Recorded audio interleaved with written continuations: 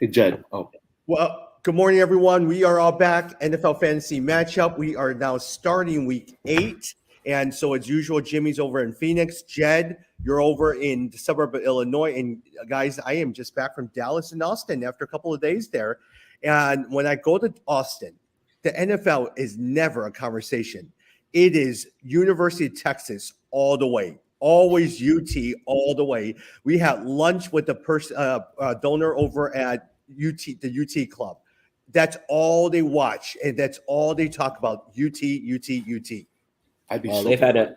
they've had an up and down season. I mean, they had a nice win over Oklahoma, but then they lost. What was it, to TCU? And they have like 2 losses, I think, or maybe even 3 now. So their season is not going great.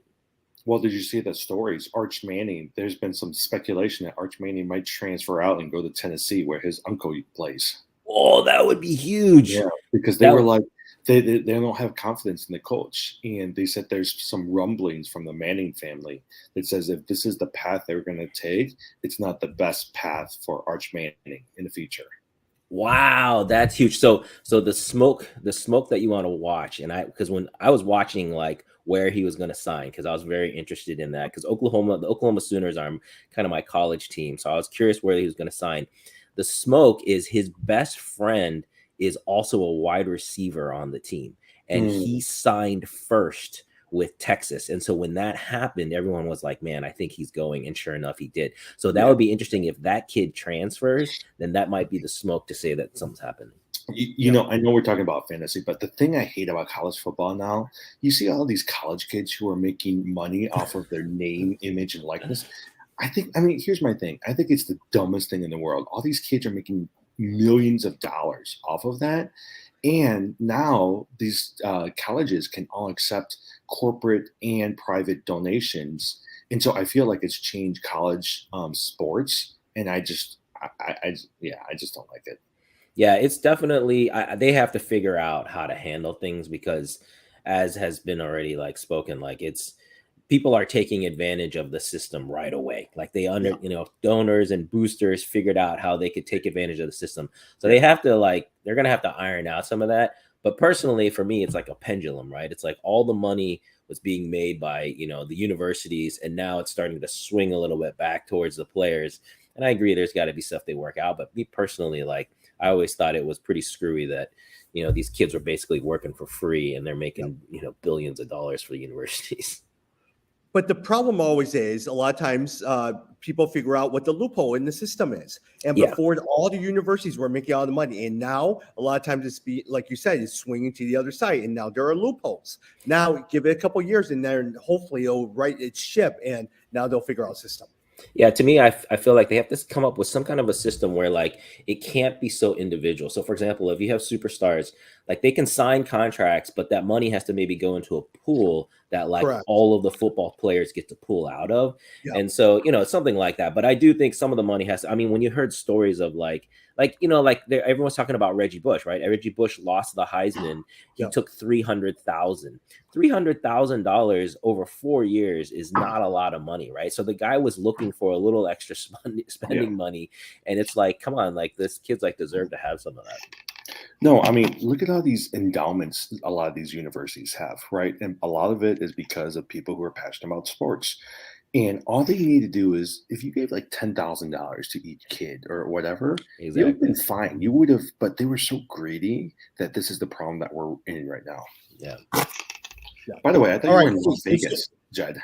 What was that? I thought you were in Las Vegas. I was. I went to Vegas for basically a 24-hour trip to go watch BattleBots. If there's anyone out there who likes BattleBots, I took my 10-year-old son to go watch. It was a blast. I highly recommend it. It's basically huge $25,000 robots that beat each other up, and it was amazing to see. It was a lot of fun. So did you and your son, you pick one, he picked one, you guys decided who was going to win, or were you guys all voting for the same robot? Oh, there's a ton of different robots. So we got second row seats, and we saw 12 matches. So we saw 24 different robots trying to blow each other. What's interesting about it is they come up with, they all have a different strategy. So some guys it's like something that spins, some guys it's something that hammers, some guys use fire. So they all have different strategies of how to blow each other up. And so you kind of, try to see who's going to win. What was your favorite one? Honestly, there was this one, his name is Huge and he's gigantic. And when you first see him, he looks like those old cannons, back in the Civil War. They had the huge wheels and then the cannon on the middle. But in the middle, he has a blade that flames. And when you look at him, you think he's not going to be any good. He's going to get killed. But he designed his wheels in a way that could take a lot of hits. And like it was just fun to watch, to see something different and win. So that was fun. Yeah, very good. Last question before we jump on. Which buffet did you go to which you enjoyed? We didn't. I so wanted to go to the what's it called, like Bacchanal, something like buffet. I didn't get to do it. We basically had a quick dinner, In-N-Out Burgers, and then we had a really nice breakfast at something called the Hash House, which was really good. But we didn't get a chance to hit the buffet because it was literally 24 hours. We flew in the evening, watched it from 12 to 4 the next day, and then took the red eye home.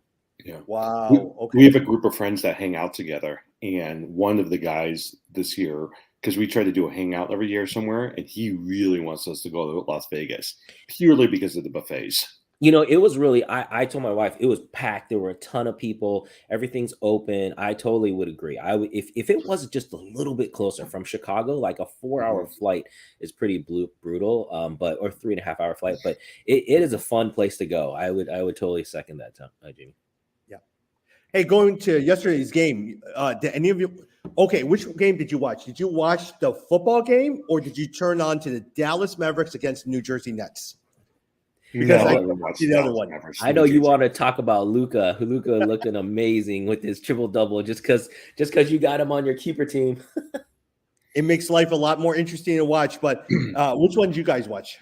I watched the Baltimore Ravens versus Tampa Bay Bucks. I really wanted to see. I really think that Tom Brady will turn it around. So I wanted to see if he can, because there's no way he cannot turn it around with all the weapons that he has. But I will say his offensive line stinks. That guy got sacked like 3 or 4 times. Did you know he is the most sacked quarterback now in NFL history, passing Ben Roethlisberger? I saw that. Yeah. Did you also see who is which team is leading the NFL in rushing? Did you guys see that? The Bears? Yeah, the Bears. The Bears are number 1. I was like, right? Yeah. That's so crazy. But no, I agree on the Tom Brady thing. I didn't get to watch because I don't have Amazon, or I don't have Prime. But I think the Tom Brady storyline is really interesting when you think about, him making the move to Tampa, winning, kind of redeeming his whole getting out of the system quarterback thing, like he's the GOAT. And then now having to face this, in my mind, I was like, can he really? Because this would be a sad way to end.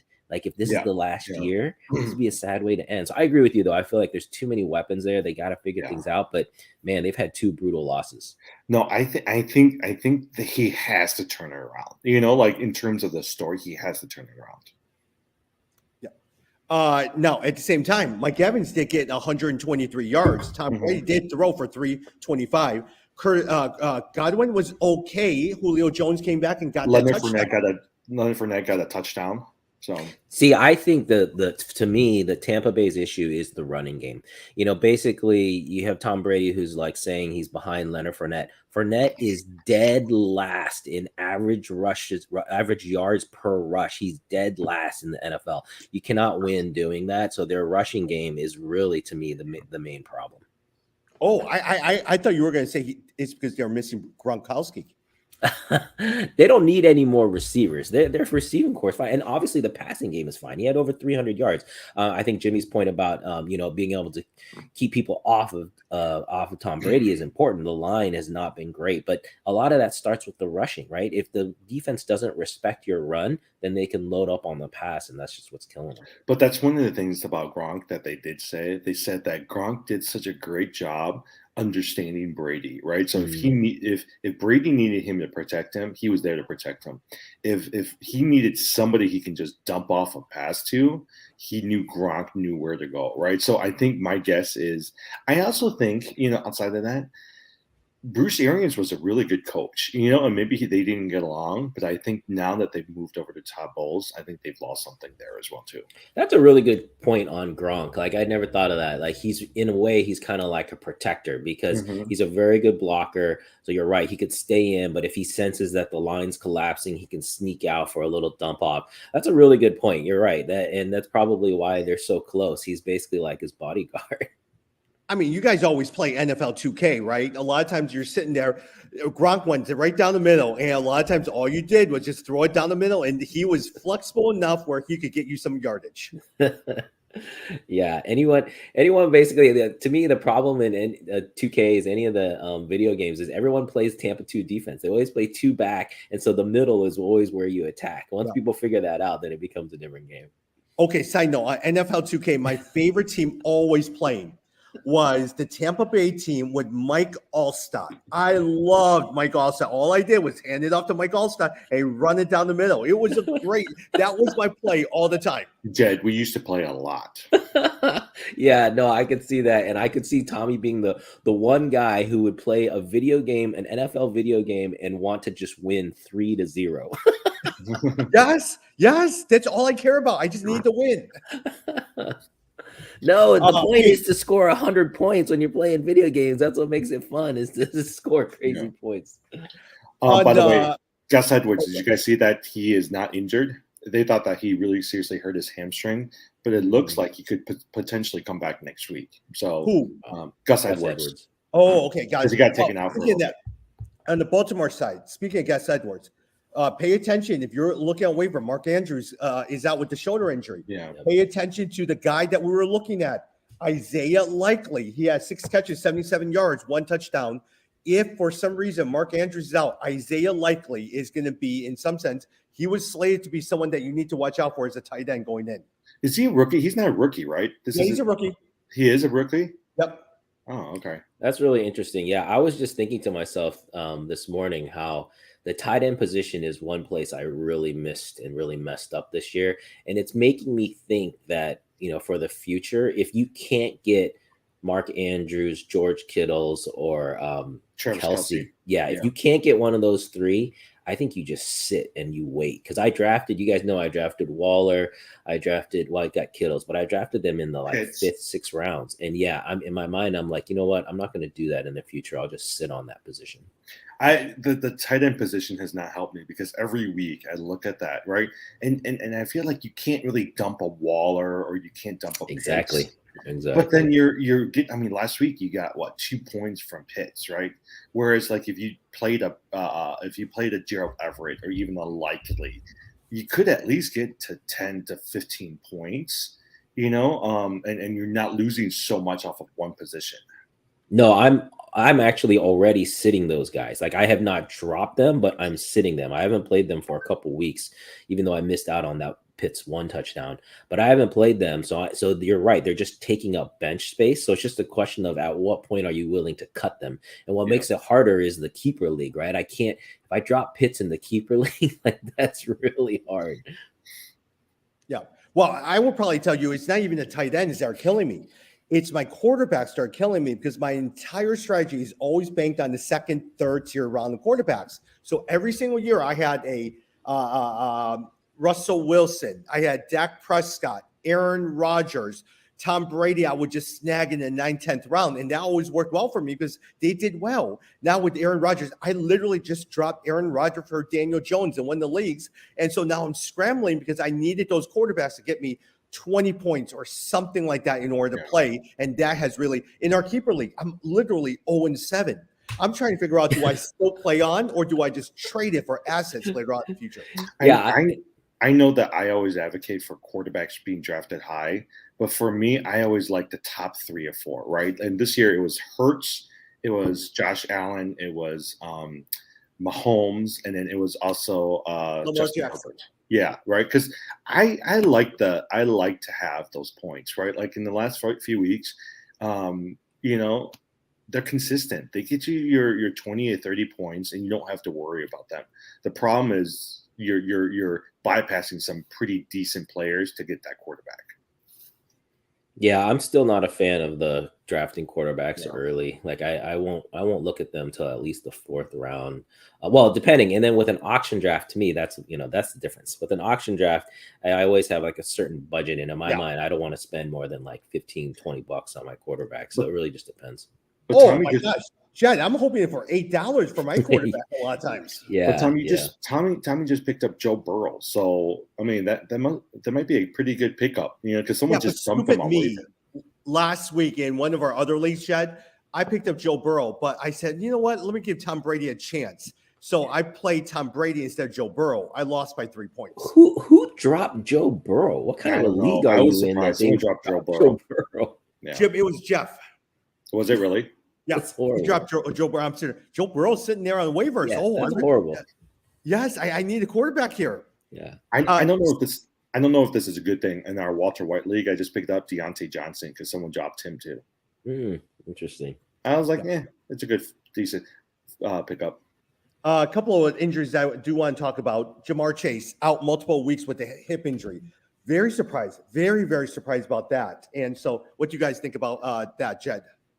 Well, to me, I was that made me mad that I didn't get the tight end. I was trying to get is it Boyd? Hayden Hurst. No, Hayden Hurst. Oh no. Oh yeah, no. I got Hayden Hurst, so I was happy about that. He's going to have more. Oh, chances. Tyler Boyd. It's Tyler Boyd. I was trying to get the wide receiver Tyler Boyd, and I didn't get him. Someone else outbid me, and so yeah, basically, there's so much passing volume. It's just going to shift down, and so this is a good sign for anyone who's holding Hurst, Tyler Boyd, even T. Higgins. I think you're going to see a little bit more. So I think ultimately it's a good thing.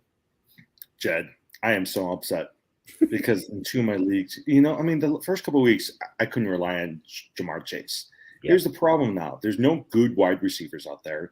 The last 2 weeks, he gave me 40 fantasy points. There's no way I can find any receiver that's going to halfway duplicate what he's going to bring, especially the fact that I felt that Burrows he's just starting to click right now. And I think he's going to keep on clicking these next, and they've gone all in on the passing game. And so I am so frustrated right now. I mean, hopefully he's out for 4 weeks. I don't know if I can keep this team going until the playoffs when he comes back. Another one.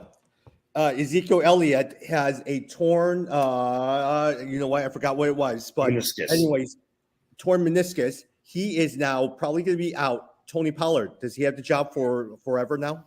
Tony, Jed, we saw this coming, right? Like we all said at some point, Tony Pollard is going to be number one running back, passing Ezekiel Elliott. And I think that's why from a dynasty league, that's who I'm going after is Tony Pollard. Oh yeah, I'm excited to see what's going to happen this weekend. But listen, guys, so in my keeper league team, my running backs are Kenny Walker, Travis Etienne, Dalvin Cook, and Tony Pollard. Yeah, that's pretty good. Who's the guy that I not start? Like I can't figure out who to not start of those four. I'm like, I want to start all of them, but I can only start 3. Yeah. By the way, that's not- I just offered you a trade. Did you see my trade I offered you? no, what'd you offer? You should look. I think you would like my trade I offered you. Is that in our keeper league? Oh, sorry. That was in the Walter. Was that the Walter White?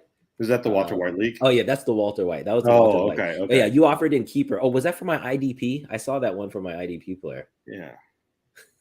So Cowboys running back Ezekiel Elliott likely sidelined with the torn MCL thigh bruise. Do you guys remember torn MCL?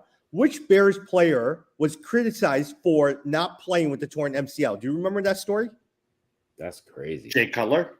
Jay Cutler, remember Maurice Jones-Drew got on Twitter and criticized Jay Cutler for not playing and not being tough enough when he had torn MCL. Here, Ezekiel Elliott has the same thing, sidelined with the torn MCL thigh bruise. Oh, come on. That's serious, man. Like, I don't know how anyone could have criticized. If you don't know, like the ACL is right now through the middle of your knee. The MCL is on the side of your knee. Like you need both. So I don't see how that would be. Tom, did they say how many weeks he's going to be out? At least probably a couple of weeks, they're estimating. But I'm telling you, I don't think Tony Pollard's giving that job back. I think we're going to see how fast the offense moves with Tony Pollard around.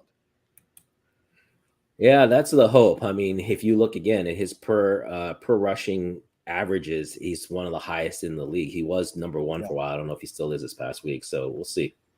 All right, on the flip side, Jim, Matt Ryan, he is now benched. New quarterback. Do you expect very good things out of the wide receivers over in Indianapolis? Did you hear what everybody was saying, why he was benched and why he's never coming back anymore? Even if the rookie quarterback gets injured, they're going to go with the third string person. And if Which is Nick Foles. Yeah, Nick Foles. And if Nick Foles is injured, they're going to go with somebody else because they want to save $17 million. If he's benched right now, he's guaranteed for $12 million this year, $12 million next year. If he plays another game, they owe him another $17 million each year. So they said there is no way they're going to play him, and they're going to go straight to Nick Foles. That is horrible. That's so bad. I hope that hurts their recruiting for the future, because that's just so shady, right? Like, as a player, I mean, it's just, you're not being honest about your representations of what you're going into the season. So they knew all along, hey, if we don't have a good record by week 7, we're going to bail. I mean, essentially, I think that's it, right? Because they're planning. They were hoping that he's going to be fine, right? And they'll pay him if he's going. And remember, a couple of weeks ago, he actually had a pretty decent game. Last week, he didn't. Yeah. I don't know about Sam Ellinger. Maybe he'll be good. But hey, your Texas buddies, Tommy. Sam Ellinger is UT, so I'm sure that they all would be up on him. Yeah.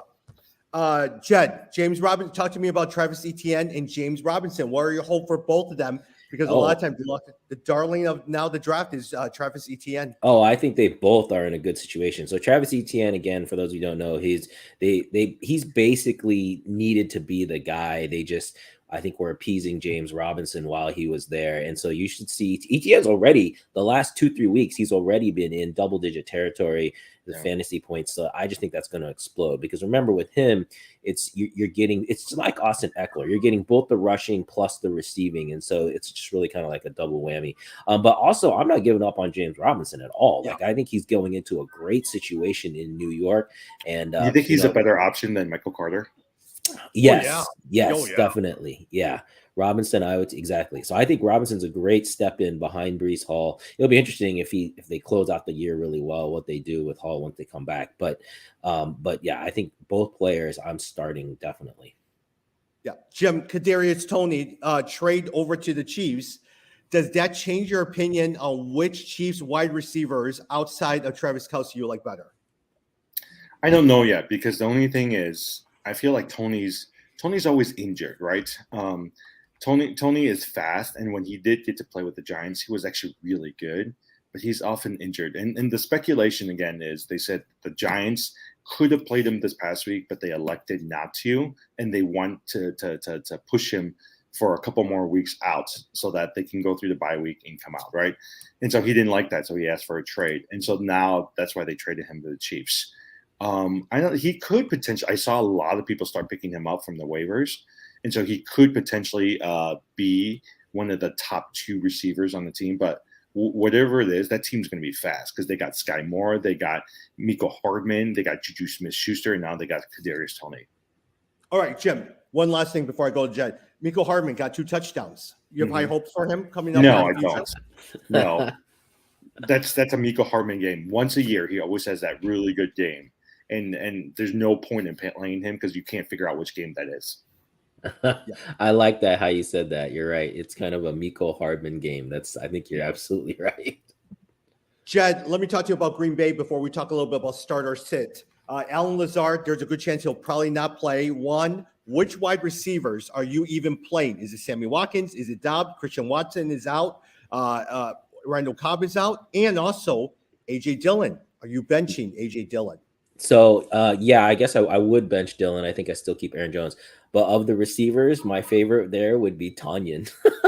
I think Tanyan's got the tight end, has the best chance, is the only guy that Rodgers trusts. So that's the guy that I think I would go after. If I had to, though, I would pick Dobbs out of that group. He has the most, kind of big play potential, but it's not good. Dobbs is the player that's wasted the most opportunity, because he could very well have taken the number 1 receiver slot, and he's got so many chances to do it, but he has not done it. Yeah. They're playing the Buffalo Bills this week. They're going to get killed by the Buffalo Bills. Yeah, I wonder what the line is on that. By the way, I went to Las Vegas. I didn't place a single bet because I was being very good. So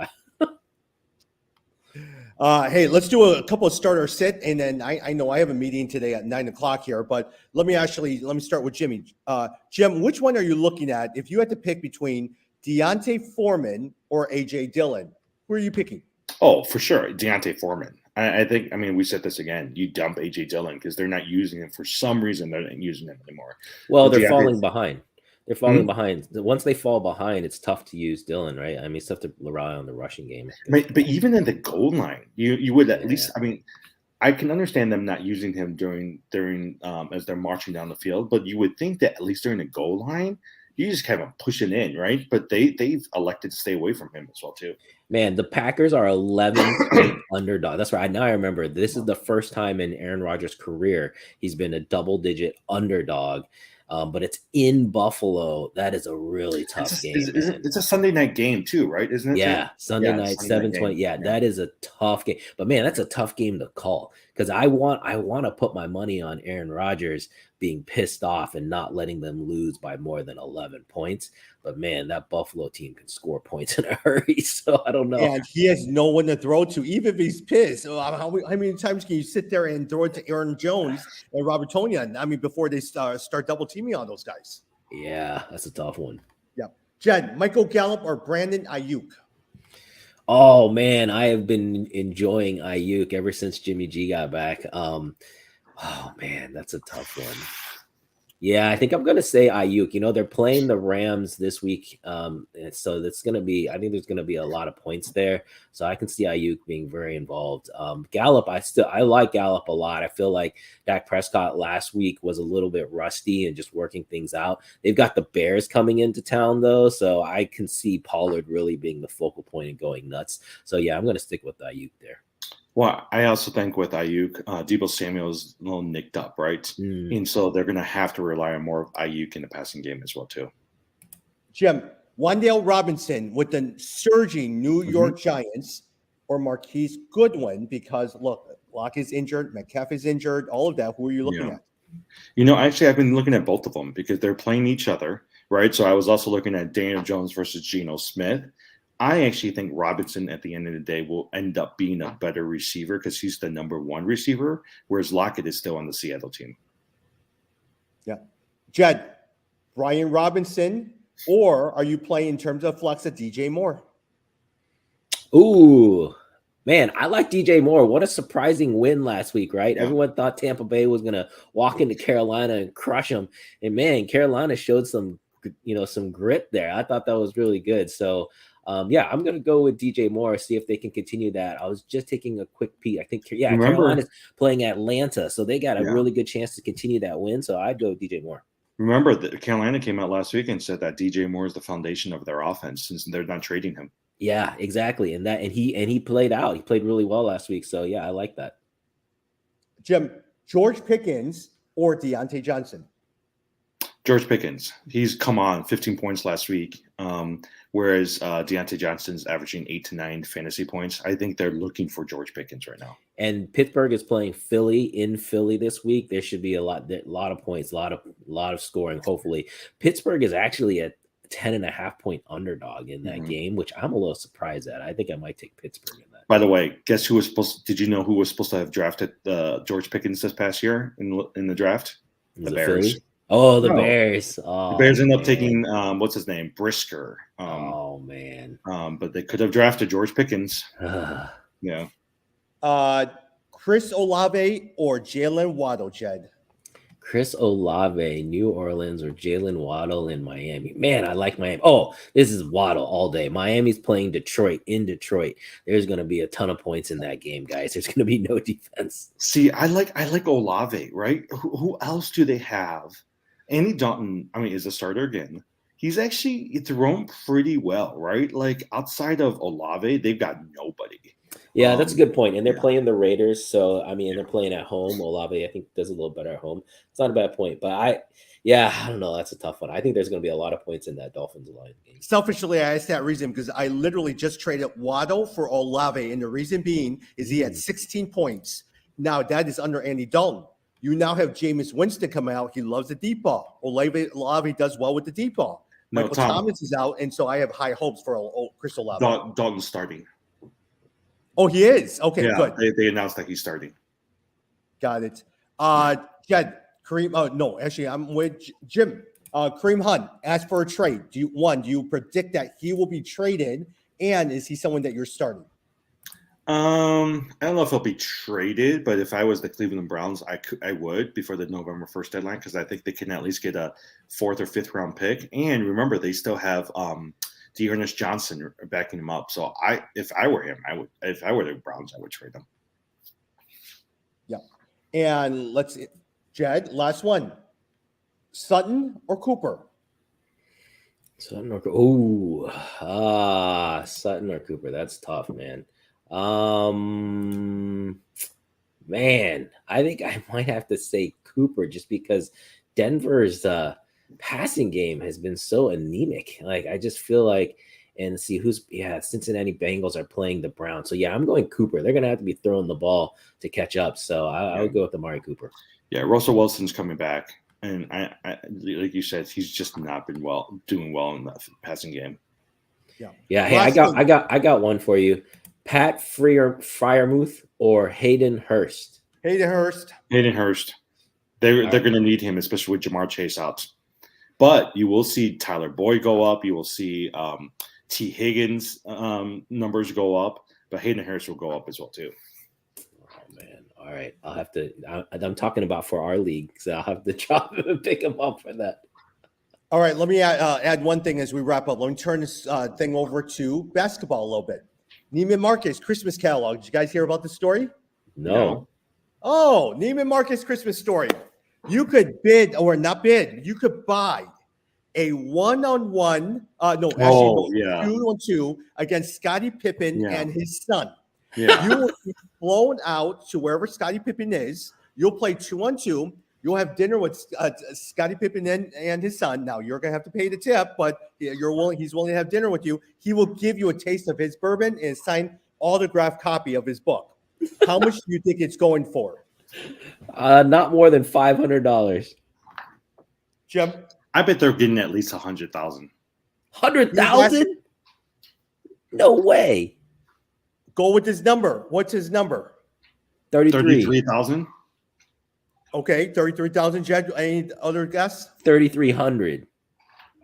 $333,033. What? That there are people out there who's willing to pay for this stuff. That's crazy. And you know what? He needs the money. You guys know he's broke, right? The dude is broke, so he needs that. So that's hilarious to me, though. Like I'm like Scottie Pippen is one of the last NBA guys I don't want to spend time with. Well, I mean that's why they said that he wrote that book is because he needs. He's broke. The dude is broke. Hey, the joke around ESPN was saying, you know who needs to buy it? Michael Jordan and his son Marcus needs to go buy that and then go play Scottie Pippen and his son. No, that would be hilarious. Now that would be, dude, that's the ultimate Michael thing. I mean, I'm a fan, but the guy is a jerk, and that is a jerk move, man. I could totally see him doing that. Yeah, I can see that too. That would be a fun game to watch, though. Man, I would pay for that. Now, if they did that, I would pay to watch that. They should make that a pay-per-view, man. I would totally do that. So then the ESPN guys on ESPN 1000 were having this debate. Don't you think that Scottie will win? Because look at Michael. He's chubby. He's fat. He's too slow. He can't even dunk anymore. So they start having this big debate about that. Actually, I can see Scottie and his son because his son is in the G League and the NBA. Yeah. They can at least go to his son. Yeah, and Jordan's kids aren't good. So that's interesting though. Hey, you got to go, Tommy. Yep, I got to run. We'll talk soon. Guys. All right, bye.